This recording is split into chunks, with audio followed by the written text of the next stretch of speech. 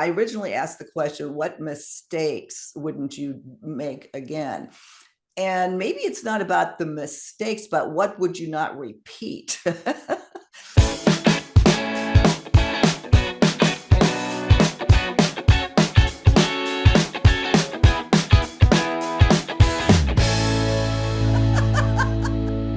Thank you so much for joining us again on Second Act TV. I want to thank Treva Brandon Scharf for joining me again today. Treva, thank you so much for being here.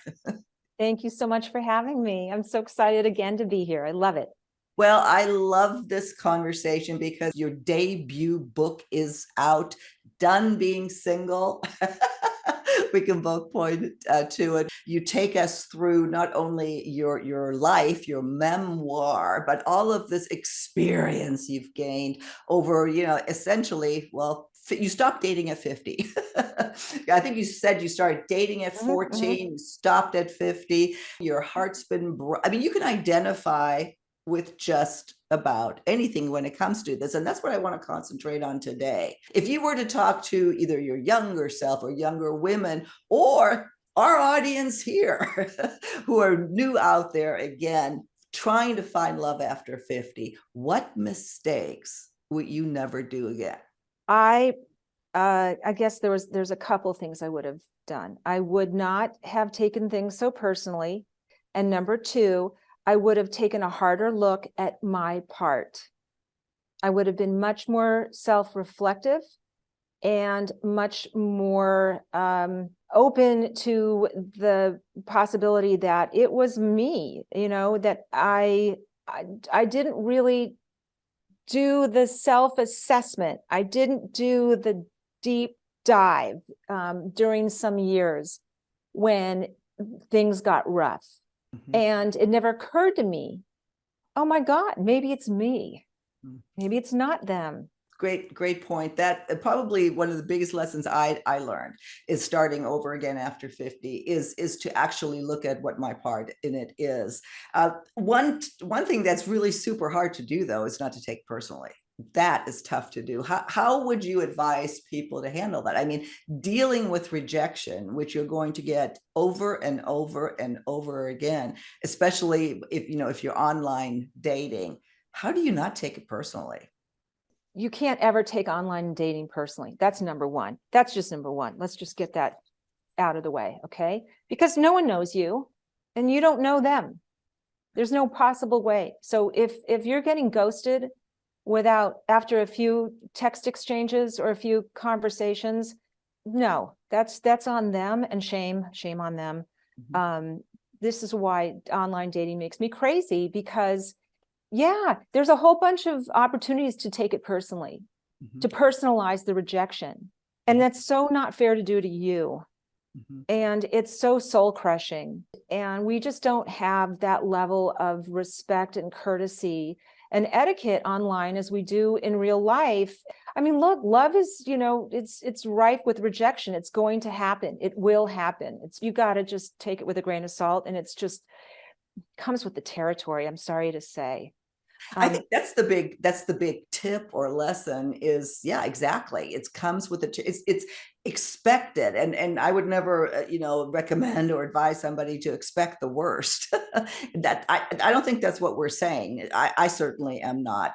But be aware that is just the nature of Yes. this beast. Here's a question I want to ask you. And because if I were to ask myself that question, biggest mistake that you never make again, mine would be to change my life for a man.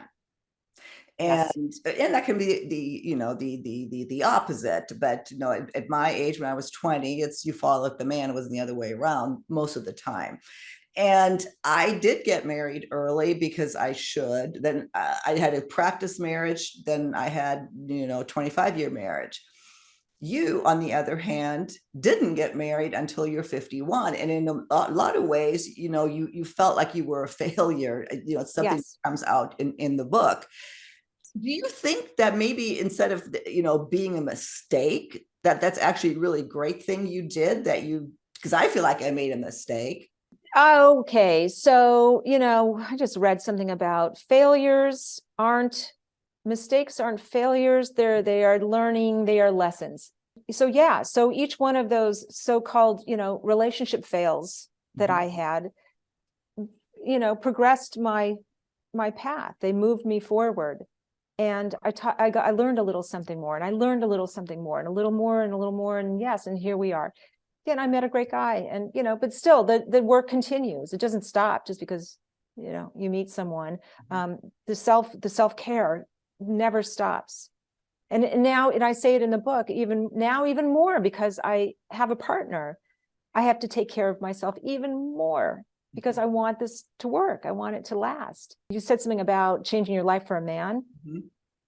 There's something there that sort of harkens back to what I sort of suffered with during my 40s, when things were really rough and really sort of like urgent and desperate, and I was striking out, and I got a very bad case of performance anxiety. And that just completely undermined my game, as it will in sports. Okay. Performance anxiety will make you choke. And I choked, and I couldn't relax because I had so many rejections.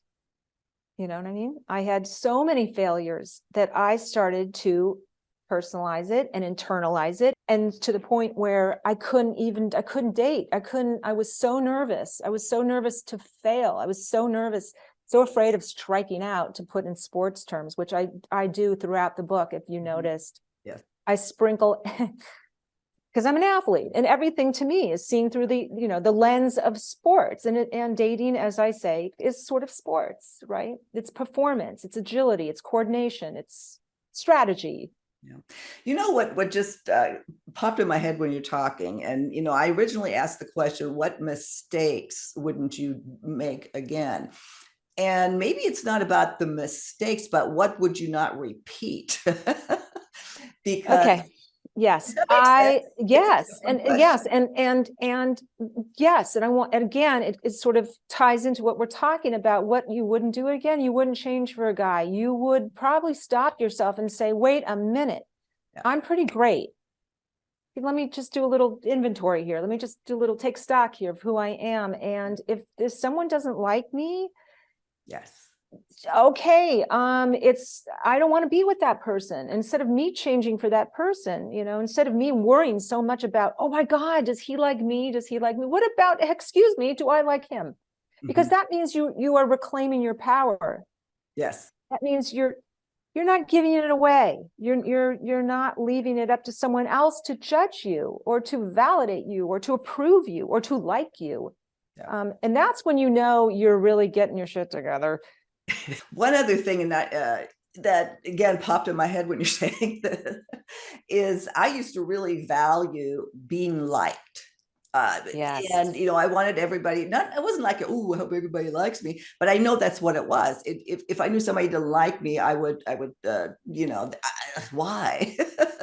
And it was really until after my marriage broke up, starting over again, actually starting the show. This, when I first started this, and you got negative comments, I would obsess over that. Now this has taught me that it doesn't matter if somebody likes you or not. There's so many different opinions out there, and that's what's really, I don't know, interesting in life.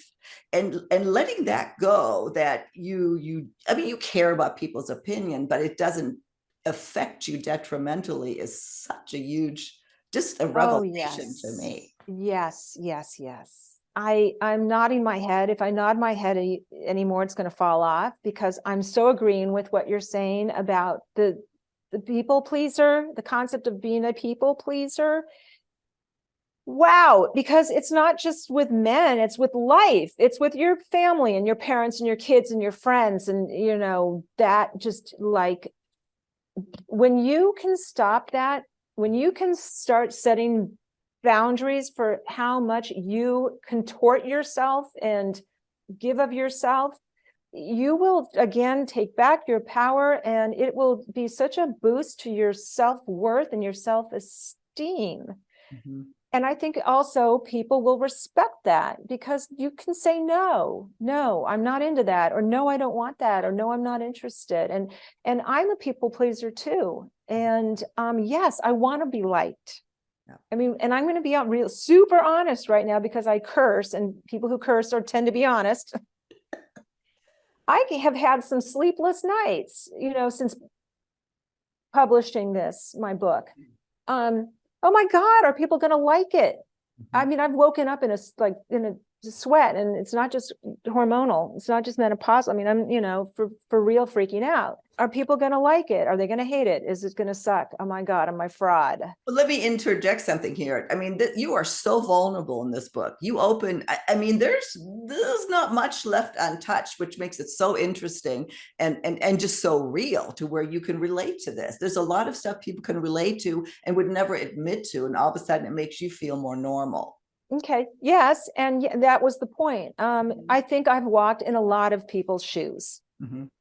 I have had a little of everything over these many years, being single and now being married. And so, yeah, so I understand. And I very understand what you're saying about making the mistake, one of those mistakes of trying to get to be approval, to get approval and to be liked.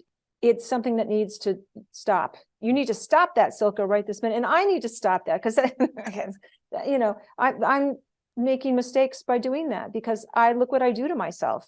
Yeah. Well, it's interesting we're talking about this, because I did devote an entire chapter to mistakes, and of all kinds. I saw a very funny Facebook post. Someone was in Mexico at a restaurant with a neon light behind her that said, "Bad decisions make better stories," which I thought, that is so me. I mean, I'm sure everybody watching right now is kicking themselves for having done something. We've all done something. Well, and then that's a whole other topic, is living or getting over regret. Is regret even something good, something bad? And another thing that you keep cueing me on stuff. What I would never do again, or what I'm trying not to do again in a new relationship, is the need to be right. I always had a huge need to be right that influenced, I think, so much of my past. Yes. Yeah. Me too. I think that's a little of everything, just a little of just being strong and, spirited and opinionated, and maybe your family of origin, and maybe being single for a long time. I mean, there's a lot of factors that go into that. Stubbornness, that I've had to rewire myself on, because I can't be that way anymore. Mm-hmm. It is, they are not kidding about compromise. Relationships and marriage are compromise. Life is compromise. So if I were to ask you, what's the biggest mistake or something you wouldn't repeat again, perhaps not as a single incident, but as a trend when dating? Does anything come to mind? Okay. So to me, dating, and I say this in the book, it is about conviction. It really boils down to having conviction about yourself. Okay. And we had a guy on our show named Sunil Gupta, who was a business entrepreneur. And I quote him in the book, because he said something, his book called Backable. He works a lot with entrepreneurs and startup companies. And in a way, dating is a startup, right? Mm-hmm. You are a product, and you're out there selling yourself. And more than charisma, and more than looks, and more than chemistry, and more than charm, it's conviction about who you are and what you have to offer. And that is compelling stuff. So I think the question was biggest mistake. Again, my piece of advice for people, you got to have conviction about yourself. You have to, and if you don't know what you've got, if you don't know who you are, and if you don't know what you've got, you work on that right now, because that's what's going to, make you succeed in life. That feeling of, I'm proud of myself. I like myself. I like what I have to offer. That is ultimately, I think, the greatest piece of dating advice that I could give people. And it's not about like how to snag a guy. It's not about how to, bag a chick.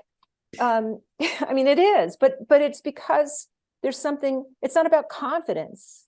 It's not that, it's something else. It's belief in yourself that I'm worthy of having a great life and a great relationship and a great job and a great body. And so that to me is really, when you boil it down, when you reduce it down to what I think attraction is, it's having conviction about yourself.